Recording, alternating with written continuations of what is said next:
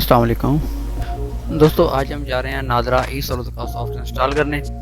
तो सबसे पहले हम जो नादरा का सॉफ्टवेयर है उसको एक्सट्रैक्ट कर लेंगे। एक्सट्रैक्ट करने के बाद इसको हम इंस्टॉल करेंगे। तो इंस्टॉल करने के बाद फ्रेंड्स, आपने सबसे पहले गौर करना है कि आपकी जो विंडोज़ है वो 32 बिट है या 64 बिट है, क्योंकि ये जो नादरा ई सॉल्यूट का जो सॉफ्टवेयर है ये विदाउट जावा इंस्टॉल नहीं, ये ओपन नहीं होता। सॉरी, इंस्टॉल हो जाता है लेकिन ओपन नहीं होता।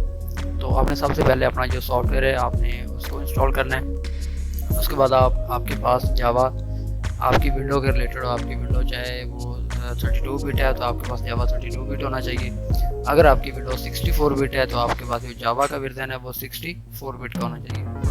तो मैंने ऑलरेडी जावा जो है वो 64 बिट इंस्टॉल किया हुआ है, सॉरी डाउनलोड किया हुआ है। ये आप देख सकते हैं हमारा सॉफ्टवेयर इंस्टॉल हो चुका है। तो अभी हम करते हैं जो हमारा जावा का वर्जन है 64 बिट उसको इंस्टॉल। तो इसकी तरह मैं स्पीड को तेज़ कर रहा हूँ, ये बहुत स्लो इंस्टॉल हो रहा था। तो हमारा जावा जो है वो भी इंस्टॉल हो गया। तो इसके बाद हम चलते हैं हमारे सॉफ्टवेयर की जानब और देखते हैं कि उसको हमने एक्टिवेट कैसे करना है और उसकी जो नादरा की तरफ से हमें कीज़ मिली हैं उसको हमने कीज़ कैसे उसमें कॉपी पेस्ट करना है। तो सबसे पहले आपकी जो कीज़ हैं वो हर सॉफ्टवेयर की अलग-अलग कीज़ होती हैं, आपको नादरा ही आपको कीज़ प्रोवाइड करेगा। इसको इधर से कॉपी करते हैं। कॉपी करने के बाद हम जाएंगे अपनी सी ड्राइव में। तो सी ड्राइव में इधर हमारे पास कायोस का एक फ़ोल्डर बना होगा, सॉरी इधर नहीं है, सबसे ऊपर बड़ा कायोस। तो इसमें हम इनको पेस्ट करेंगे। तो पेस्ट करने के बाद ओपन करेंगे अपने सॉफ्टवेयर को।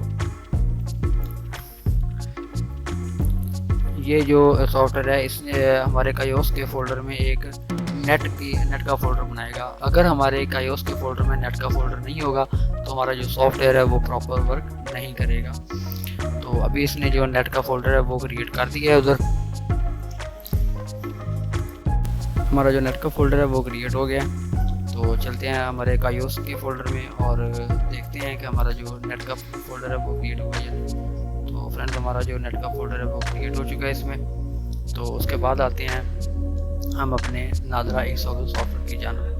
तो लॉन्च ई सॉफ्टवेयर के ऊपर वाले लिंक ओपन करेंगे और ये हमें सिस्टम आईडी देगा। आईडी हम जाके देंगे नादरा कंप्लेंट मैनेजमेंट सिस्टम में, ताकि उधर से हमारी जो मशीन है वो अपडेट हो सके। हमारी सिस्टम आईडी हमें मिल चुकी है। तो इसके बाद हम जाएंगे अपने गूगल की तरफ और ये जो कंप्लेंट मैनेजमेंट सिस्टम का लिंक है वो भी मैं आपको डिस्क्रिप्शन बॉक्स में दे दूँगा। तो इसको इधर से कंप्लेंट मैनेजमेंट सिस्टम को ओपन करते हैं। ओपन करने के बाद हम जाएंगे कंप्लेंट्स में। कंप्लेंट्स को ओपन करने के बाद हम जाएंगे जनाब, सबसे पहले हमारा जो पार्ट है वो टेक्निकली और हमारा जो काम है वो मशीन आईडी। इधर हम टाइप करेंगे sir please update my machine ID. तो ये टाइप करने के बाद हम नीचे आएंगे चूज़ फाइल में। तो चूज़ फाइल में आने के बाद हमारी जो सिस्टम आईडी क्रिएट हुई थी हम उसको इधर अटैच फाइल करेंगे। सॉरी, सिस्टम आईडी का उसके फोल्डर में ये एंड पे हमारी सिस्टम आईडी पड़ी है। तो इसको हम अपलोड कर देंगे।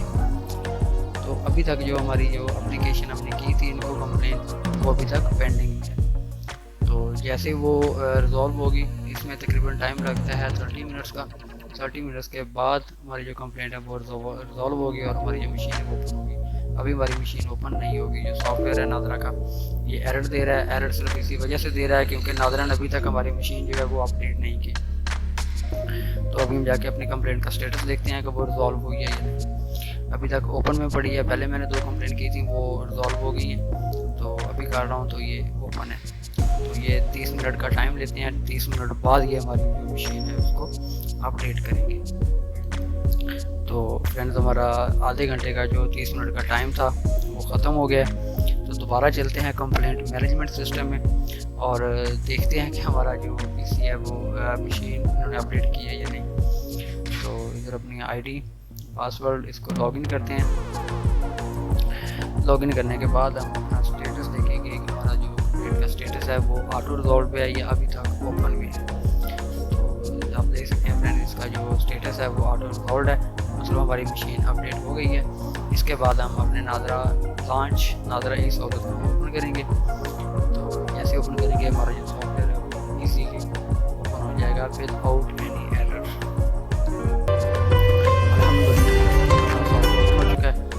तो इसके बाद हम अपनी citizenship number, ID card number, नीचे पिन नंबर देंगे। पिन नंबर देने के बाद इसको करेंगे लॉगिन।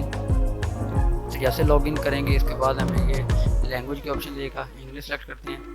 उसके बाद इसमें जो ऑप्शन हैं यूटिलिटी बिल में इन्होंने मैक्सिमम ऑल कंपनी इन्होंने दी हुई हैं। इसमें कुछ बैंक्स हैं जो लोन देते हैं, उनकी आप जो माहाना किस्त होती है वो भी पे कर सकते हैं, अपना बिल पे कर सकते हैं। उसके बाद ये सिटीजनशिप वेरिफिकेशन है, किसी का आई डी कार्ड वेरीफाई कर सकते हैं, तो अभी हमने कोई नहीं किया। उसके बाद मोबाइल रिचार्ज है, इसमें हम बाय स्क्रैच कार्ड कर सकते हैं। जैज़, टेलनॉर, वारल, यूफोन, किसी भी कंपनी का हम इसमें जो है वो कॉलिंग कार्ड ले सकते हैं।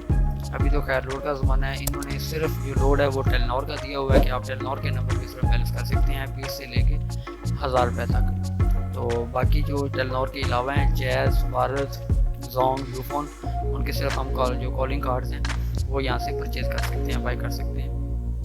तो आप देख सकते हैं कंपनी के कार्ड इधर स्टॉक में अवेल हैं। वारद, तो जोंग के चेक करते हैं, जोंग के कार्ड भी इसमें अवेल हैं 100, 300, 500, 1000 तक।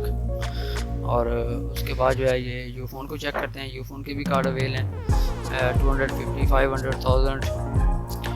और उसके बाद टेलनॉर के कार्ड चेक करते हैं, टेलनॉर के कार्ड भी इसमें अवेल हैं।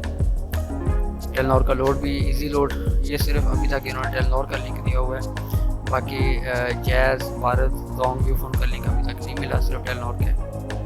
उसके बाद फाइनेंशियल सर्विसेज में गवर्नमेंट प्रोग्राम्स में है, ये इन्होंने दिया हुआ है पंजाब आर्मी संस्था और लैंड रिकॉर्ड अथॉरिटी का। तो जब आप किसी की भी फ़र्द आप प्रिंट करना चाहते हो तो फ़र्द बना के उसका चलान आइडिया भी दे देंगे, तो उसके बाद आप फ़र्द को प्रिंट करेंगे। तो फ्रेंड्स, अगर आपको वीडियो से हेल्प मिली है तो कमेंटली चैनल को सब्सक्राइब करें, वीडियो को लाइक करें, शेयर करें और कमेंट करें। अल्लाह हाफिज़।